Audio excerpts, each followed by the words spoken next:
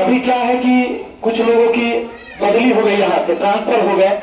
जैसे एसडीओ साहब अभी नए आई घर, बीडीओ साहब अभी आई है, बीडीओ साहब पहले थे, वो चेंज हो गए।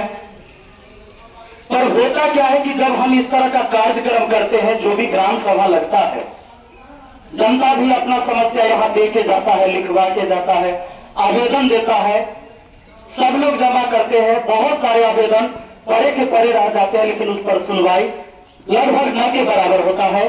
और ये सच्चाई बात है। ये जब भी ग्राम सभा लगता है हर 3 महीने पर, हमेशा हुआ कि मैंने ग्राम सभा यहाँ लगाया, पहले नहीं लगता था। पर मैं जब से मुखिया बना हूं, आप लोग जानते हैं, ग्राम सभा जरूर लगा और यहीं पर लगा है। लगा है कि नहीं लगा है? लगा है। लेकिन समस्या इस बात की है कि बहुत सारे काम जनता का तो छोड़ दीजिए, मैंने लिखित रूप में दिया है, जो आज तक धरातल पर नहीं उतरा। तो ये जनता सर किसको शिकायत करेगा और कहां तक शिकायत करेगा? मैं कुछ काम है जो गिनाना चाहूंगा, जो बहुत पहले से, मैं जब से मुखिया बना हूं तब से दे रहा हूं। उत्कर्मित मध्य विद्यालय मनसर टूट कर गिरने वाला है और आधा बिल्डिंग पीछे से गिर चुका है मनसर में। वहां बच्चे पढ़ते हैं और यह निश्चित है कि सरकारी स्कूल के बच्चे ही पढ़ते हैं सरकारी स्कूल में, मतलब गरीब के बच्चे। किसी दिन अगर वो बिल्डिंग गिर जाएगी तो बगल वाली भी बिल्डिंग गिर सकती है साथ में। तो चूंकि तालाब के किनारे है, पहले भी एसडीओ साहब थे, मैंने उनको ले जाकर जब कभी वो दौरा पढ़ाए थे दिखाया था, और सारे अधिकारी अवगत है इस बात से, वो छूटा हुआ चीज नहीं है। इसके लिए मैं लिखित रूप से दे सकता हूं, मेरे पास कोई ऐसा योजना नहीं कि मैं स्कूल बनवा सकता हूं सर, तो इसकी शिकायत मैंने करी है। दूसरा, वार्ड नंबर 5 से 6 में बाया नदी के किनारे रोड टूटकर आधा नदी में जा चुका है सर, और समझ लीजिए कि वो पूरा रोड कब खत्म हो जाएगा, जबकि 5 नंबर से 6 नंबर का एक आवागमन है उस वार्ड का, ढलाई वाला रोड है, वो नदी के किनारे था। उस रोड का अभी तक कुछ नहीं हुआ, जबकि पहले वाले एसडीओ साहब भी उसका सर्वेक्षण कर चुके थे कई बार। आगे हमारा कि सलहा पंचायत के प्राथमिक स्वास्थ्य केंद्र में न तो डॉक्टर बैठते हैं और न दवा मिलता है। क्या ये सच्चाई है? बताइए आप लोग। अगर मैं झूठ बोल रहा हूं तो आप लोग मुझे कहिएगा। ये सच्चाई बात है कि ना तो यहाँ किसी को पता है कि डॉक्टर कब आएंगे और दवा यहाँ कुछ मिलेगा कि नहीं मिलेगा। चौथा, मैं आपको जानकारी देना चाहूंगा, मैं जब से मुखिया बना हूं, सलहा पंचायत में 300 शौचालय देने की बात कही गई थी, जबकि सुल्तानपुर पंचायत को शौचालय मिला भी है। मैंने 350 लाखों का पेपर जमा करा दिया था प्रखंड में, इसकी जांच आप लोग कर सकते हैं। पर आज तक हमारे पंचायत में किसी को शौचालय नहीं मिला है। यह सच्चाई बात है। मैं एक मुखिया होने के नाते सिर्फ अपने जनता की आवाज को वहां तक पहुंचा सकता हूं, लेकिन अगर आगे के अधिकारी इस पर काम नहीं करते हैं तो बेईमान सिर्फ मुखिया होता है। मुखिया के पास ऐसी कोई योजनाएं नहीं है कि अगर मैं चालू चलते फिरते मैं कह दूं कि इसके पास घर नहीं है, मैंने लिख दिया कि जाओ इसको घर दे दो। अगर ऐसा कोई प्रावधान है तो आप लोग बताएं। जबकि जनता को यह लगता है कि उनके आवाज का पैसा मैंने रख रखा और उनको उनके हक मैं नहीं दे पा रहा हूं। तो मैं यही कहना चाहूंगा आप लोगों से भी कि अपनी जानकारी को पक्का करें, और जब आपके पास जानकारी रहेगा तभी आप अपना सही मांग रख पाएंगे। आगे हमारे पास और कुछ है। राशन कार्ड में नाम जोड़ने और नाम काटने का इतना लंबा प्रक्रिया है जिससे आम जनता को बहुत परेशानी होती है। शिविर लगाकर अगर नाम काटने और जोड़ने का काम किया जाए तो बहुत आसान हो जाएगा लोगों के लिए, क्योंकि इसमें कई सारी समस्या है। सास पुतों अगर अलग हो गई है, पहले से बेटा का नाम सर उसकी माँ के साथ है, शादी हो गया, फिर उसके बच्चे हैं, बीवी है, अब बीवी का नाम उसके साथ नहीं जुड़ा हुआ है तो बीवी के नाम पर राशन नहीं आएगा, अब माँ राशन देगी नहीं, तो फिर सास पुतों में झगड़ा होता है। तो पत्नी चाहती है कि पति का नाम मेरे साथ अलग हो जाए, अलग कार्ड बन जाए। अब इसमें क्या होता है कि पति का नाम उसके माए वाला के साथ में से कटवाना होता है। वो नाम कटवाना इतना बड़ा समस्या है कि एक तो आवेदन दे दीजिए, वो कटवे नहीं करता है। अगर महिला को जुड़वाना है तो पहले जातीय आवासीय जाए, वो जातीय बनवा के लाए अपना नैहर से। उतना करने के बाद भी अगर उसका पति का नाम उसके माँ के साथ नहीं कटा तो अलग कार्ड नहीं बनता। अब उसके 4 बच्चे हैं, अब उसको राशन नहीं मिल पाता है। तो ये राशन कार्ड में जो नाम जोड़ने और काटने की प्रक्रिया और काटने की भी प्रक्रिया है, तो इसको शिविर लगाकर एक डेट तय करके सलहा पंचायत के अंदर कोई भी, जैसे यही पर या कहीं पर इस तरह के कार्यक्रम करेंगे तो लोगों का आसान हो जाएगा। ये बहुत भटकते हैं राशन के लिए, मैं देखता हूं ये सबसे ज्यादा भटकते हैं लोग। आगे हमारे पास है कि लेबर कार्ड मजदूर आदमी का बनना बहुत ज्यादा मुश्किल है, लेकिन उससे पैसा भी लोग ठग लेते हैं बनवाने के नाम पर। और इसके लिए शिविर लगाकर अगर लेबर कार्ड बना दिया जाए तो लेबर आदमी आसानी से लेबर कार्ड बनवा लेगा। तो इसके लिए भी एक समय निर्धारित किया जाए।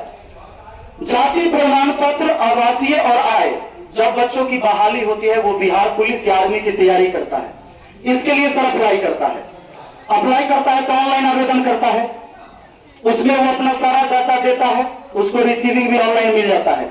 लेकिन ये सारे रिजेक्ट हो जाते हैं। रिजेक्ट होने का कारण कुछ नहीं दिया जाता है कि उसका रिजेक्ट क्यों हो गया।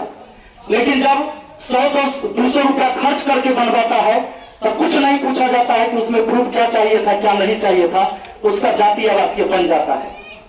बिना 200 रुपया खर्चा किए जातीय आवासीय बनना बड़ा मुश्किल है, रिजेक्ट हो जाता है। और 7 दिन बाद जब उसको पता चलता है कि मेरा आवासीय आय और जाति रिजेक्ट हो गया है और ऑनलाइन आवेदन करने की प्रक्रिया अब उसके पास समय नहीं बचा तो वो आवेदन नहीं कर पाता है। इस पर मैं ध्यान आप लोगों का केंद्रित करना चाहूंगा।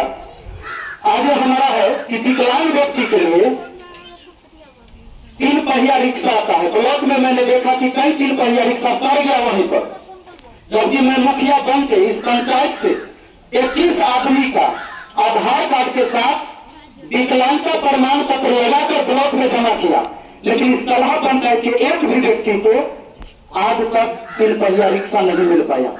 यह सच्चाई है। मैं मुखिया होते हुए अपनी सफलता नहीं, मैं अपनी असफलता गिना रहा हूं, क्योंकि ये असफलता है। और इस आधार पर अगर लोग सोचते हैं कि अगर ये शिविर लगाया गया हो तो मैं इसीलिए शिविर लगाया हूं या आप लोगों को प्रचार करके बुलवाया हूं कि फोटो खींच जाए और अखबार में छप जाए कि हम लोग बैठे थे और जनता की बात सुने थे। जनता की बात हम लोग सुनते नहीं, हम यहाँ बैठ के सिर्फ अपनी बात बता के चले जाते हैं और सरकार को यह पता हो जाता है कि भाई हम लोग कर लिए, जनता की समस्या हो गई। जनता की यह सही समस्या है जिस पर मैं बात कर रहा हूं। प्रधानमंत्री आवास योजना आज तक ऑनलाइन हुआ ही नहीं, मैं देख रहा हूं जब से मैं मुखिया बना हूं। और मुख्यमंत्री जी की घोषणा हो गई कि मुख्यमंत्री आवास योजना के तहत भी आवास मिलेगा। मैंने अपने पंचायत के वैसे व्यक्ति को चिन्हित किया, मात्र 21 आदमी को। मुझे कहा गया वीडियो साहब के द्वारा कि सर ऐसे लोगों को चिन्हित कीजिए जो एकदम निहायती गरीब है, जिनके पास रहने के लिए सच में घर नहीं है, तो जो तिरपाल टांगते रहते हैं, चक्की बोरा टांगते रहते हैं, ज्यादा से ज्यादा करकट या फूस का घर है, वैसे 21 लोगों का आवेदन मैंने उनको दिया। लेकिन दुर्भाग्य है कि इस प्रखंड के अंदर 11 गो पंचायत है जिसमें 10 गो आवास आया मुख्यमंत्री आवास योजना के तहत, तो हमारे पंचायत का एक हिस्सा भी नहीं हुआ आवास। अब मैं कौन सा हक लेकर या कौन सी चीज लेकर मैं जनता के पास जाऊंगा, क्योंकि जनता ने मुझे चुना है और जनता भी सोचती है कि भाई मुखिया को चुन लिए है लेकिन हमें दिखाई नहीं देता है, तो उसे दिखाई, उनका मांग जायज है, उनका मांग नाजायज नहीं है। लेकिन हमारे पास आप लोग क्या भेज पाते हैं? जब भी इस तरह की योजनाएं, इस तरह का कार्यक्रम, कोई भी योजना आता है तो जनता को बताना हमारे तरफ से जरूरी है कि भाई सरकार की योजना क्या चल रही है और धरातल पर क्या उतरा। और आप लोगों को भी यह सुनाना है कि हमें क्या मिला, हमने किस चीज के लिए किया था और हमें कुछ मिला या नहीं मिला। आगे हमारा है सर सीओ साहब यहाँ बैठे हुए हैं। पंचायत सरकार भवन के लिए स्वीकृति आज तक नहीं मिला और इसका क्या रीजन हो सकता है, क्यों नहीं मिला? जबकि जमीन जो थी सर ने देखा है, 2 जगह जमीन की बात हुई थी, लेकिन क्यों रोक दिया गया? मेरे तरफ से तो कोई ऐसा नहीं है कि मैं बनवाना नहीं चाह रहा था कि हमारे पंचायत में पंचायत सरकार भवन नहीं बने। अगर मेरे तरफ से कोई कमियां है तो भी बताएंगे। और 6 महीना बीत जाता है लेकिन अगर मेरी बात को नहीं सुना जाता है तो जनता की बात शिविर लगा के कोई नहीं सुनेगा, ये मुझे भी पता है। वार्ड नंबर 9 में आंगनबाड़ी केंद्र नहीं है जिसमें आप लोग बैठे हुए हैं। लगभग पंचायत में हर वार्ड में आंगनबाड़ी केंद्र है सर, लेकिन इस वार्ड में आंगनबाड़ी केंद्र नहीं है। तो मैं ये जानना चाहूंगा कि आंगनबाड़ी केंद्र अगर बन जाए या कब तक बन सकता है। और ये जो तमाम मुद्दे मैंने आपको बताया इस पंचायत के लिए बहुत जरूरी का मुद्दा है। हमारे गांव मच्छर के कारण डेंगू बुखार की अधिक शिकायत है, इसीलिए स्प्रे की आवश्यकता है जिसमें मच्छर नष्ट हो जाए। और मांग आया है हमारे साथ जनता की तरफ से कि सलहा पंचायत के शौचालय बनाना चाहिए कुछ का। जल नल योजना का रिपेयरिंग का कोई काम नहीं हो रहा है, तो इस पर ध्यान दिया जाए। और ये हमारी मुख्य मांगे है। बाकी लोगों की जो अपनी अपनी मांगे होती है, जो उनकी पर्सनल मांगे हैं, वो अपना रख सकते हैं। यहाँ पर सारे अधिकारी बैठे हुए हैं।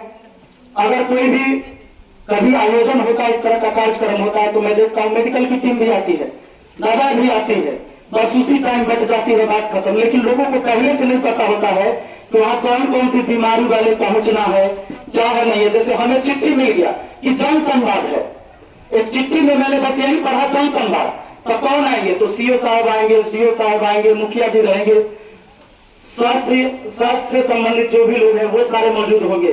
जनता को पहुंचना है।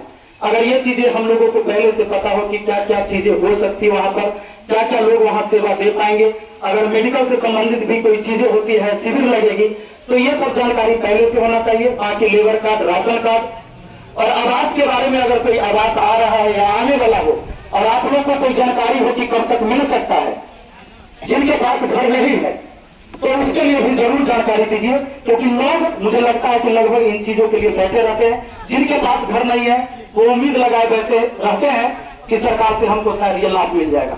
बाकी हमारी यही मांगे थी। मैं चाहूंगा कि ये जो मुख्य बातें थी हमें, और इस बात को नोट करके सलाह पंचायत को कम से कम ये जल्दी से जल्दी दिया जाए ताकि लोगों को आसान हो जाए। धन्यवाद।